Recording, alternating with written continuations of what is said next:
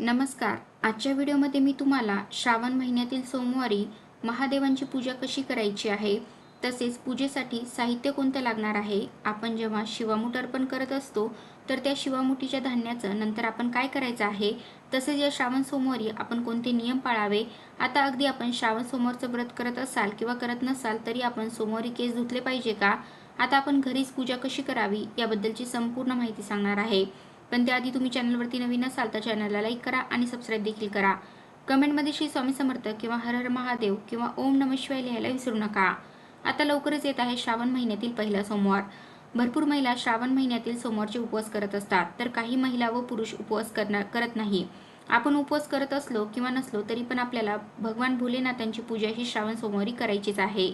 प्रत्येक सोमवारी पूजा कशी करावी हे देखील मी तुम्हाला व्हिडिओमध्ये सांगणार आहे. तर आता ही पूजा आपण घरी करू शकतो, तसेच मंदिरामध्ये जाऊन देखील आपण ही पूजा करू शकतो. आता श्रावण सोमवारी आपण सकाळी लवकर उठायचं आहे.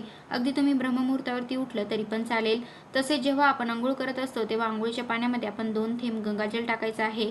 गंगाजल टाकल्यामुळे आपल्याला गंगा नदीमध्ये स्नान केल्याचं पुण्यफळ हे प्राप्त होत असतं. तसेच आपण या दिवशी शुभ वस्त्र परिधान करायचे आहे. तुम्ही सफेद रंगाचे किंवा पिवळ्या रंगाचे, लाल रंगाचे वस्त्र परिधान करू शकता. फक्त काळा रंग आपण वर्ज्य करायचा आहे. श्रावण महिन्यात प्रदोष काळातच भगवान शिवाची पूजा करण्याचा प्रयत्न करा, कारण या काळात पूजा केल्याने देवांचे देव महादेव प्रसन्न होतात आणि इच्छित वरदान देतात. प्रदोष काळ म्हणजे तुम्ही सायंकाळी 5 ते सायंकाळी 7च्या दरम्यान तुम्ही पूजा करू शकता, किंवा जर या काळामध्ये तुम्हाला शक्य नसेल तर तुम्ही सकाळीच पूजा केली तरी पण चालेल. मग ब्रह्ममुहूर्तावरती देखील तुम्ही पूजाही करू शकता. अगदी सकाळी 8 वाजेपर्यंत देखील तुम्ही शिवलिंगावरती अभिषेक हा करू शकता. आपण एका स्वच्छ जागी एक पाट किंवा चौरंग मांडायचा, त्यावरती आपण लाल कपडा किंवा सफेद कपडा अंथरायचा आहे आणि त्यावरती आपल्याला थोड्याशा अखंड अक्षता ठेवायच्या आहेत. प्रथम आपण एक दिवा प्रज्वलित करायचा आहे. शुद्ध तुपाचा किंवा तुम्ही तिळाच्या तेलाचा, मोहरीच्या तेलाचा दिवा देखील प्रज्वलित करू शकता. त्यानंतर आपण तामण घ्यायचं आहे, त्यामध्ये शिवपिंड ठेवायची आहे. आता भगवान शिवशंकरांना आपण अभिषेक करायचा आहे, तर तुम्ही पंचामृत बनवून घ्यायचं आहे. त्यासाठी दूध, दही, तूप, मध, साखर या 5 गोष्टी घालून आपण पंचामृत बनवायचं आहे.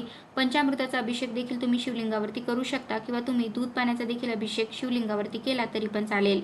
प्रथम आपल्याला शिवपिंड तामणामध्ये ठेवल्यानंतर पहिल्यांदी आपल्याला शुद्ध जलाने अभिषेक करायचा आहे. तुमच्या घरामध्ये जर गंगाजल असेल तर गंगाजलाने देखील तुम्ही अभिषेक हा करू शकता. या श्रावण महिन्यामध्ये गंगाजलाने अभिषेक करणे याला देखील खूप महत्त्व आहे. आता आपण पंचामृत बनवले असेल तर पंचामृताने तुम्ही अभिषेक करायचा आहे. पंचामृत नसेल तर तुम्ही दूध आणि पाण्याने देखील अभिषेक करू शकता. आपण जेव्हा अभिषेक करत असतो तेव्हा आपण ओम नमः शिवाय, ओम नमः शिवाय या मंत्राचा जप हा करत राहायचा आहे. अगदी 108 वेळा जरी हा मंत्र जप केला तरी पण चालेल. आपल्याला शुद्ध जलाने नंतर अभिषेक करायचा आहे. शिवलिंग आपल्याला स्वच्छ पुसून घ्यायचा आहे. आता पुसत असताना आपण जो काही कपडा घेणार आहोत तर तो कपडा देखील स्वच्छ असावा. त्यानंतर आपण जो काही चौरंग मांडला होता त्या चौरंगावरती थोड्याशा अखंड अक्षता ठेवायच्या आहेत. अक्षता या अखंड असाव्यात, कुठेही तुटलेल्या फुटलेल्या नसाव्यात. अक्षता ठेवल्यानंतर आता त्यावरती आपल्याला शिवलिंग ठेवायचं आहे. त्यानंतर आपल्याला शिवलिंगाला भस्म लावायचं आहे. तुमच्या घरामध्ये जर भस्म असेल तर आवर्जून भस्म लावावे. भस्म याचा अर्थ पवित्रेत लपलेला आहे. ती पवित्रता जी महादेवाने एका मृत व्यक्तीच्या जळत असलेल्या चितेमध्ये शोधली आहे, जी आपल्या शरीराला लावून सन्मान दिला होता. असे म्हणतात की शरीराला भस्म लावून महादेव स्वतःला मृत आत्मेशी जोडतात. त्याच्याप्रमाणे व्यक्तीला जाळल्यानंतर त्या भस्मामध्ये जीवनाचा एकही क्षण नसतो, न दुःख, न सुख, न वाईटपणा, न चांगुलपणा. म्हणून हे भस्म पवित्र आहे. त्यात कोणत्याही प्रकारचा गुण अवगुण नाही. अशी भस्म महादेव स्वतःच्या शरीराला लावून तिला सन्मानित करतात. त्यानंतर आपण भगवान भोलेनाथांना चंदन देखील लावायचं आहे. चंदन अर्थात शीतल. महादेव मस्तकावर चंदनाचा त्रिपुंड लावतात. चंदनाचा उपयोग हवनामध्ये केला जातो आणि यातून निघणाऱ्या सुवासाने वातावरण प्रसन्न होऊन जातं. महादेवाला चंदन चढवल्याने मानसन्मान आणि यश वाढतं. त्यानंतर आपण शिवलिंगावरती बेलपत्र अर्पण करायचं आहे. मग तुम्ही 11 बेलपत्र अर्पण करू शकता, किंवा 108 बेलपत्र अर्पण करणे शक्य असेल तर तुम्ही 108 बेलपत्र देखील अर्पण करू शकता. आपण जेव्हा बेलपत्र अर्पण करत असतो तेव्हा आपल्याला भगवान शिवशंकराच्या 108 नावाचे स्मरण करायचे आहे. आपण हे बेलपत्र आपल्या उजव्या हातामध्ये ठेवायचं आहे. त्यानंतर भगवान भोलेनाथाची 108 नावे घ्यायची आहेत. त्यानंतर तुमची जी काही इच्छा आहे, जी काही मनोकामना आहे, अगदी कठीणातली कठीण कोणती इच्छा असो तर ती तुम्हाला भगवान भोलेनाथांना सांगायची आहे. त्यानंतर आपण हे बेलपत्र भगवान शिवशंकरांना अगदी मनोभावे मनापासून अर्पण करायचं आहे. असं करणे शक्य नसेल तर तुम्ही फक्त ओम नमः शिवाय, ओम नमः शिवाय या मंत्राचा जप करत बेलपत्र अर्पण केलं तरी पण चालेल. देवाच्या 3 नेत्रांचे प्रतीक आहे बेलपत्र, म्हणून 3 पानांचे बेलपत्र महादेवाला अत्यंत प्रिय आहे. महादेवाच्या पूजनात व अभिषेक यामध्ये बेलपत्र याचे प्रथम स्थान आहे. ऋषीमुनीप्रमाणे महादेवाला बेलपत्र अर्पित करणे आणि कोटी कन्यांचे कन्यादान करण्याचा एक फळ एक समान आहे. त्यामुळे आपण बेलपत्र हे महादेवांना अर्पण करायचंच आहे. त्यानंतर आपल्याला जमेल तेवढी धोत्र्याची किंवा पांढरी फुले घ्यायची आहे आणि ती भगवान शिवशंकरांना अर्पण करायची आहे. तुमच्याकडे धोत्र्याचं फळ असेल तर ते देखील तुम्ही अर्पण करू शकता. त्यानंतर आपल्याला शिवामूठ अर्पण करायची आहे. आता ही शिवामूठ आपण अगदी प्रत्येक श्रावणामध्ये अर्पण केली तरी पण चालेल किंवा तुम्ही अगदी 5 वर्षे श्रावणी सोमवार शिवामूठ अर्पण करू शकता. शिवामूठ अर्पण करताना आपण म्हणायचं आहे, शिवा शिवा महादेवा माझी शिवामूठ ईश्वरा देवा, सासू ससरे धीर भावा, नंदजावा ना आवडतीची आवडती कर रे देवा, असे देखील आपण म्हणू शकता. किंवा आपण शिवा शिवा महादेवा माझी शिवामूठ ईश्वरा देवा, मनातल्या इच्छा पूर्ण कर रे देवा, असे देखील आपण भगवान शिवशंकरांना म्हणू शकतो.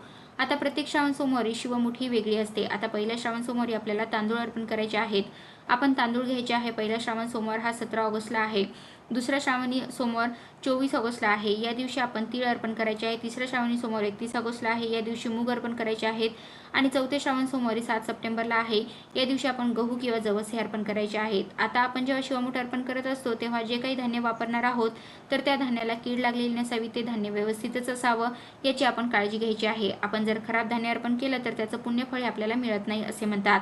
आता ज्या काही वस्तू अर्पण करणार आहोत तर त्या अखंड असाव्यात, कुठेही तुटलेल्या फुटलेल्या नसाव्या. अगदी तांदूळ देखील अखंड आपण अर्पण करायचे आहे. असे म्हणतात की आपण जर शिवामूठ अर्पण केली तर आपली इच्छा पूर्ण होते, घरामध्ये सुख शांती समृद्धी राहते. त्यानंतर आपण भगवान शिवशंकरांना कापूर दाखवायचा आहे किंवा तुम्ही धूप काडी देखील दाखवू शकता. महादेवांचा प्रिय मंत्र आहे कापूर गौर करुणा अवतार, जो कापुरासारखा उज्ज्वल आहे. कापुराचा सुगंध वातावरणाला शुद्ध आणि पवित्र बनवतो. महादेवाला हा सुगंध अत्यंत प्रिय आहे. त्यामुळे आपण या दिवशी कापूर हा घरामध्ये जाळायचाच आहे. आता आपण शिवलिंगासमोर थोडीशी साखर अर्पण करायची आहे. अगदी छोट्याशा कागदावर छोट्याशा वाटीमध्ये ठेवली तरी पण चालेल. तुम्हाला शक्य असल्यास केळी किंवा 5 प्रकारची फळं देखील ठेवू शकता. आता भगवान शिवशंकरांना नैवेद्य कोणता अर्पण करायचा, तर भगवान शिवशंकरांना धोत्र्याचं फळ हे अत्यंत प्रिय आहे. तुम्ही धोत्र्याचं फळ हे शिवशंकरांना अर्पण करू शकता किंवा अगदी काही ठिकाणी दहीभाताचा नैवेद्य देखील दाखवला जातो. मग तुमच्याकडे जशी पद्धत असेल तशा पद्धतीने तुम्ही नैवेद्य हा अर्पण करू शकता.